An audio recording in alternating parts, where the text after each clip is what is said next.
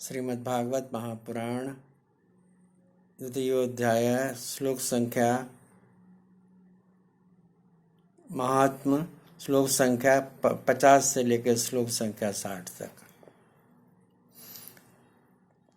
अहो भाग्यस्य योगेन दर्शनं भवतामिह अनुग्रहस्तु कर्तव्यो मयि दीने दया परे अशरीरगिरोक्तं यत्त्वक्तिं साधनमुच्यताम् अनुष्ठेयं कथं तावत् प्रब्रुवन्तु सविस्तरम् भक्तिज्ञानविरागाणां सुखमुत्पद्यते कथं स्थापनं सर्ववर्णेषु प्रेमपूर्वं प्रयत्नतः कुमारौचु मां चिन्तां कुरु देवर्षे हर्ष चित्ते समावह उपायः सुखसाध्योऽत्र वर्तते पूर्व एव हि अहो नारद धन्योऽसि विरक्तानां शिरोमणिः सदा श्रीकृष्णदासानां मग्रणीयोर्गभास्करः त्वयि चित्रं न मन्तव्यं भक्तव्यर्थमनुवर्तिनि घटते कृष्णदासस्य भक्ततः संस्थापनं सदा ऋषिभिर्बहवो लोके पन्थानं प्रकटीकृताः श्रमसाध्याश्यते सर्वे प्राय स्वर्गफलप्रदा।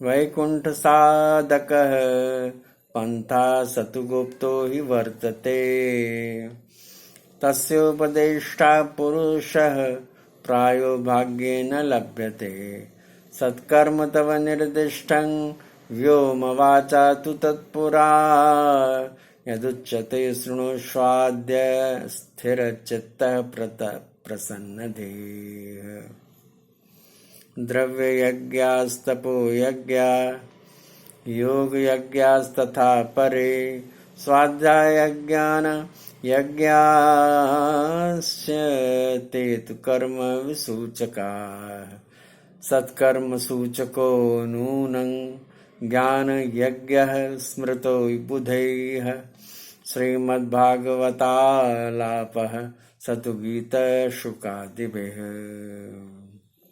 श्लोक संख्या 50 से श्लोक संख्या 60 तक जो द्वितीय अध्याय के महात्म के द्वितीय अध्याय में वर्णित है, उस श्लोक का अर्थ भावार्थ जो है 50 से 60 के बीच का वो इस प्रकार है, ध्यान देकर सुनेंगे।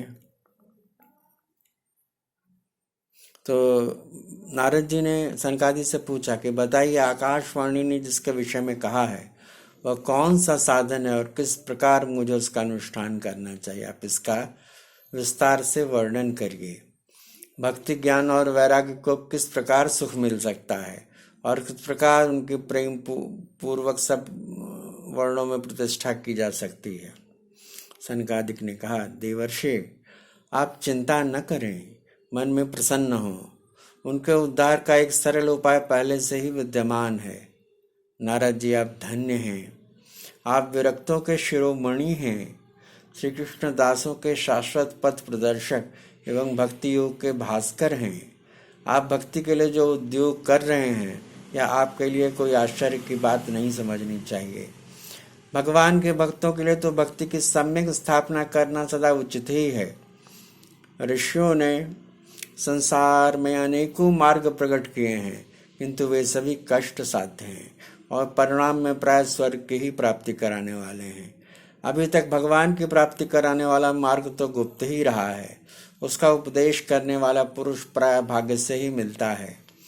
आपको आकाशवाणी ने जिस सत्कर्म का संकेत किया है उसे हम बतलाते हैं, आप प्रसन्न हो और समाहित चित्त होकर सुनिए।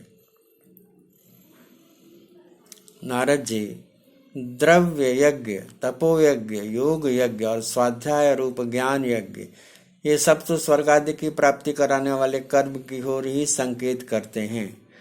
पंडितों ने ज्ञान यज्ञ को ही सत्कर्म मुक्तिदायक कर्म का सूचक माना है। यह श्रीमद् भागवत का पारायण है। इसका ज्ञान शुकादि महानुभावों ने किया है। तो नारद जी फिर पूछते हैं, आगे आने वाले सूक्ष्म कथा में सुनेंगे आप कि नारद जी पूछते हैं कि जब भागवत ऐसा ग्रंथ है जो वेदों का सार है, तो मैंने तो वेद ध्वनि सुनाई, गीता ध्वनि सुनाई, तो उससे क्यों नहीं ऐसा फल प्राप्त हुआ कि भक्ति और वैराग्य पुष्टि प्राप्त करें। तब जो शंकादिक मुनि ने उनके शंका का समाधान किया, वो उसे आने वाले अगले अध्याय अगले पाठ में फिर सुनेंगे। भागवत पाठ जरूर सुना करिए, क्योंकि भागवत इस लोक में संपत्ति संपन्नता और ऐश्वर्य देती है, और परलोक में उत्तम लोगों की प्राप्ति कराती है। परलोक में उत्तम लोगों की प्राप्ति कराती है। यदि आपने इसको सब्सक्राइब नहीं किया तो सब्सक्राइब कर दें। यदि इसको ज़्यादा से ज़्यादा लोगों तक पहुंचाने के लिए इसे शेयर करें और बेल आइकन जरूर दबाएं, क्योंकि ये बड़े पुण्य का काम है। ज़्यादा से ज़्यादा लोगों तक भागवत की कथा पहुँचे, सूक्ष्म कथा पहुँचे, और आप उसमें योगदान अपना दें। इससे बढ़ के पुण्य कार्य कुछ हो नहीं सकता है। आइए लघु संक्षेप में भगवान के गुण का नाम का कीर्तन करें। ओम नमो भगवते वासुदेवाय। ओम नमो भगवते वासुदेवाय। ओम नमो भगवते वासुदेवाय।